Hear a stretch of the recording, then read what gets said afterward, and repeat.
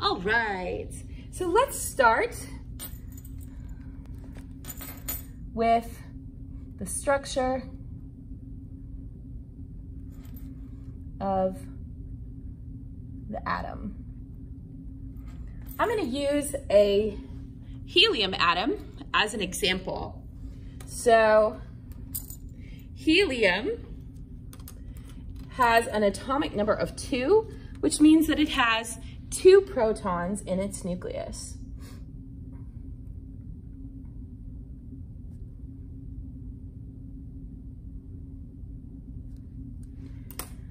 The nucleus should also contain neutrons. Helium can have 2 or 3 neutrons, depending on the isotope. We'll get to that in a little bit. Okay.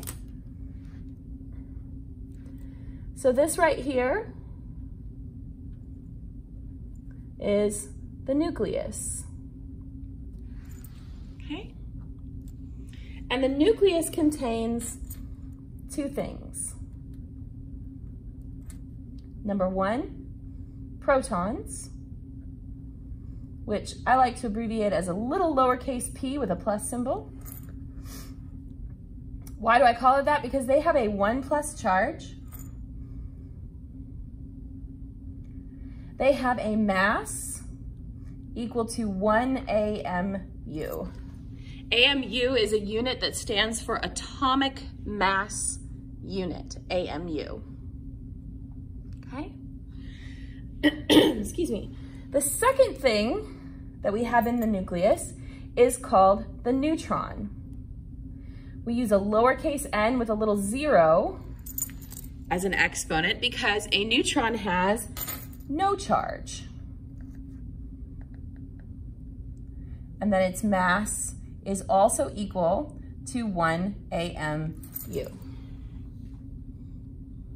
Okay, so I'm going to draw a little plus symbol on top of my 2 protons and a little 0 on top of my 3 neutrons to indicate their charge. Helium also has 2 electrons. So I'm going to draw those in green, and they're going to be little tiny guys. They're real small. The electrons hang out outside of the nucleus, just like Rutherford came up with in his model, in what we refer to as the electron cloud. And the electron cloud has only one thing in it, and that is electrons. They have a 1 negative charge, and they have what we call negligible mass. Why do we call it negligible? Well, they have mass, they are a particle, and they do have mass, but it's so unbelievably small amount of mass compared to protons and neutrons that it doesn't even show up on a scale that we would measure it with. So we ignore the mass of the electrons. So when we talk about the mass of the atom, we're really talking about the mass of the nucleus. So your protons plus your neutrons in the nucleus is going to give you the mass of the atom. So for this particular atom, where we have 2 protons and 3 neutrons, that's 5 total particles in the nucleus. Each has a charge or a mass of 1 AMU. So this would be a mass of 5 AMUs for this particular atom. All right, so that's the structure of the atom. Let's put a little negative charge on our electrons. And the next thing I want to talk about is using the periodic table. Hopefully you've opened a periodic table in a second tab so that you have one available to look at.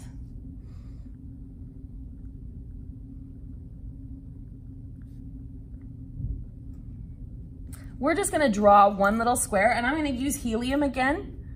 So I'm gonna draw one square of the periodic table so we can talk about what you will find in these squares. So if you look at the helium square on your periodic table right over here, you'll notice it has two numbers, a symbol, and the name. So let's write that down. We have a 2 at the top.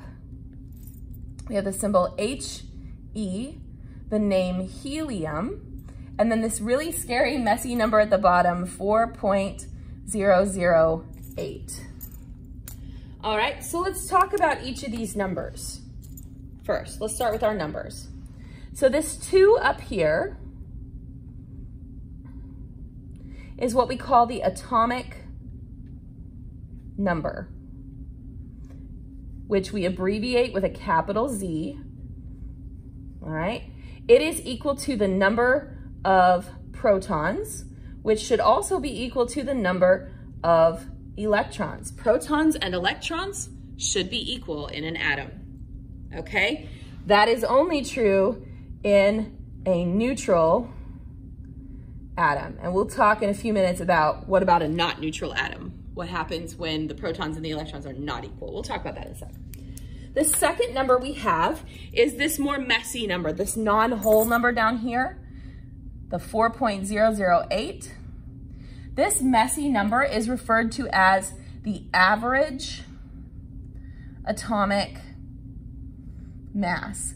And if you look at our TEAC for this unit is to be able to calculate the average atomic mass using isotopic composition. So we're going to talk about isotopes, we're going to talk about calculating average atomic mass as we progress through the unit. This is the goal. Learning how we ended up with this number is the goal of this unit. So just to define it for us, what is the average atomic mass? It is a weighted average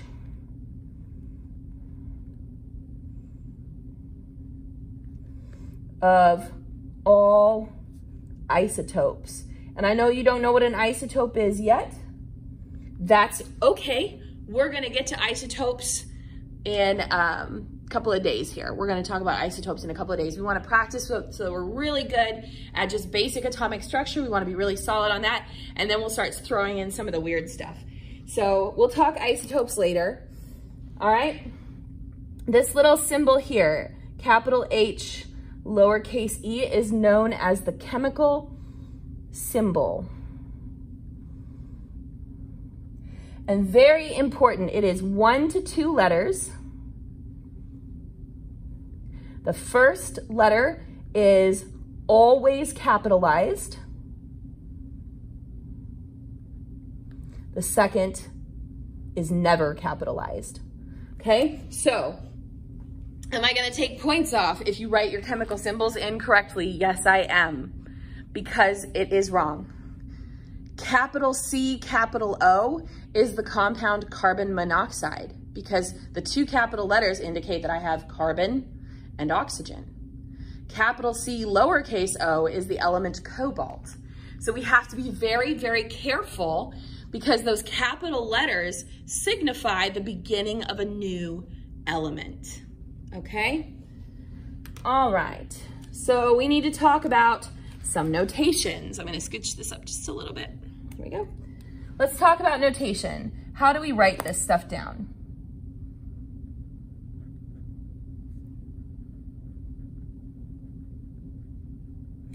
There are basically 2 types of notation that you need to be familiar with. The first one is called nuclear notation, and that is exactly what it sounds.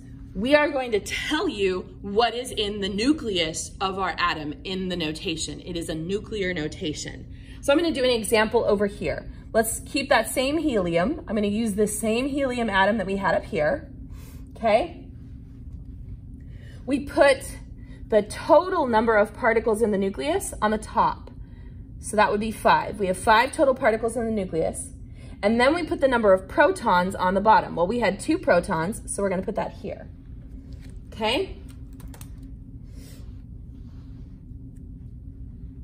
This top number, the total number of particles in the nucleus, is called the mass number, also referred to as a capital A. So if I say A is 5, I mean the mass number is 5. This bottom number down here, the number of protons, is referred to as the atomic number, capital Z.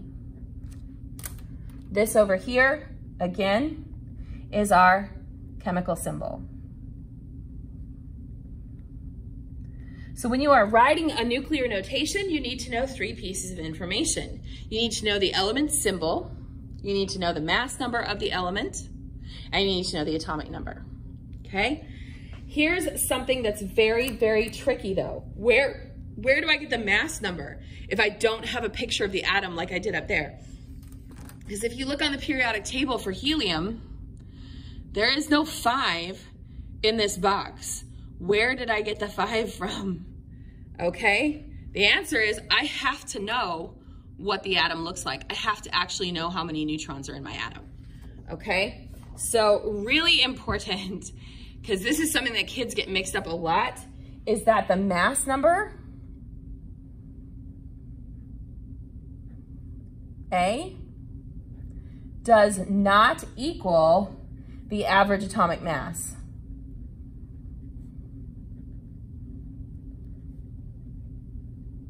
Okay, that is super important. I'm gonna put a big giant box around that, and I'm gonna put stars around that. That is so important. The mass number is not the average atomic mass. They are 2 totally different things.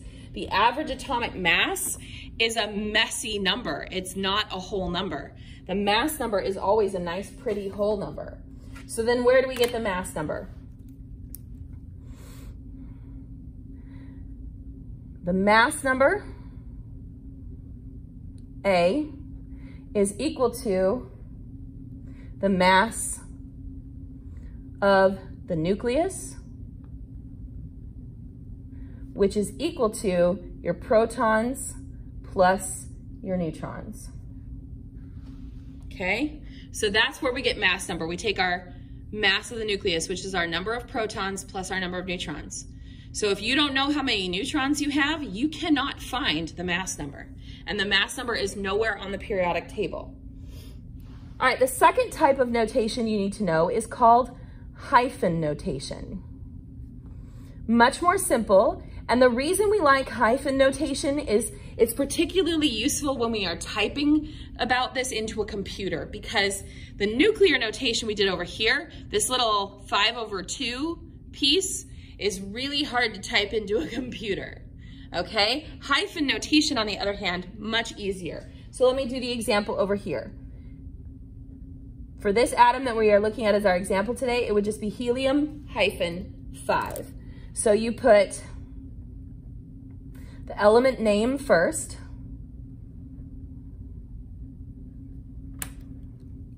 you put a hyphen, and then you put the mass number. So again, you've got to know your mass number, which is your protons plus your neutrons. All right. So this is what we need to know about the atom. I want to talk really briefly about some things of note. Things we might want to know about the atom. Okay? Let's start with a conversation about electrons. And we're going to get into a whole bunch about electrons later on in the year, because electrons are the most important part of the atom in terms of what it's going to do.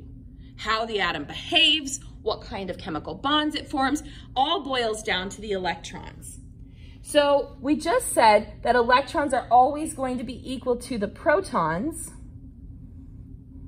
but that is in an atom, okay?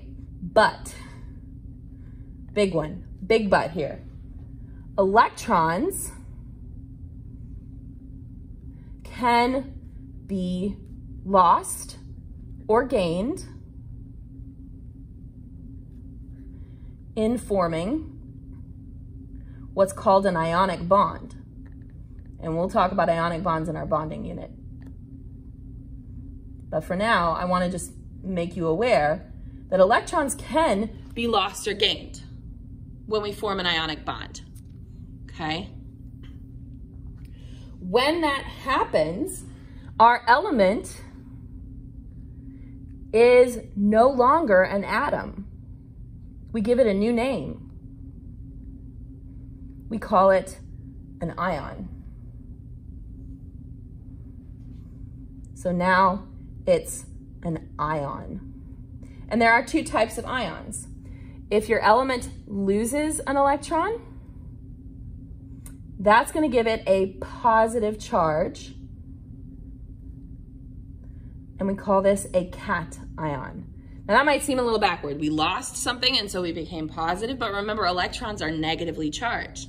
So we lost something negative and that leaves us positive because we now have more positive protons than we do negative electrons. So what happens if we go the other way? If we gain electrons, that results in a negative charge, and we call this an anion. Okay?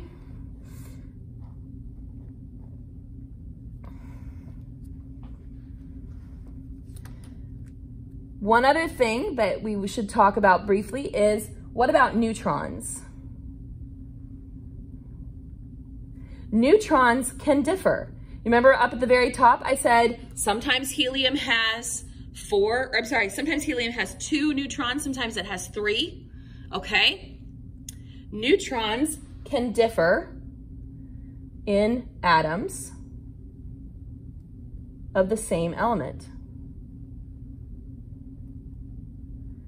We call this isotopes. And we will talk day after tomorrow a lot more about isotopes. What about protons? What happens if the number of protons changes? Here's the thing. The proton gives us the atomic number. And so that determines which element we have.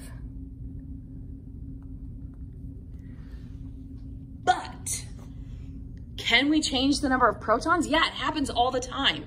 It's called an alpha decay, all right? It happens in a nuclear reaction. In a nuclear reaction, our nucleus is unstable and it starts to fall apart.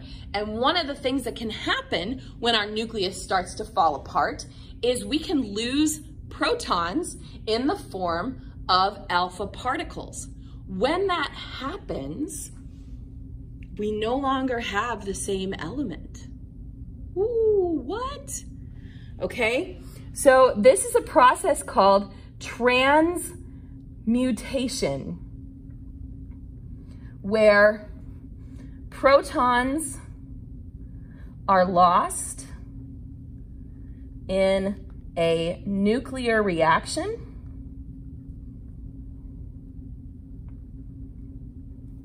resulting in a new element being formed. That's wild. That's wild. Okay? Our plutonium can decompose into lead. We can completely change what element we have during a transmutation nuclear reaction. So, just some things of note about all of these. Electrons can change. That happens when we do chemical bonding. When that happens, we no longer have atoms, we have ions. Neutrons can differ between atoms of the same element. We call those isotopes. And we're going to talk this whole week is all about how do isotopes affect the way we work with atoms. Protons can change in a nuclear reaction where we actually change what element we're looking at. Craziness.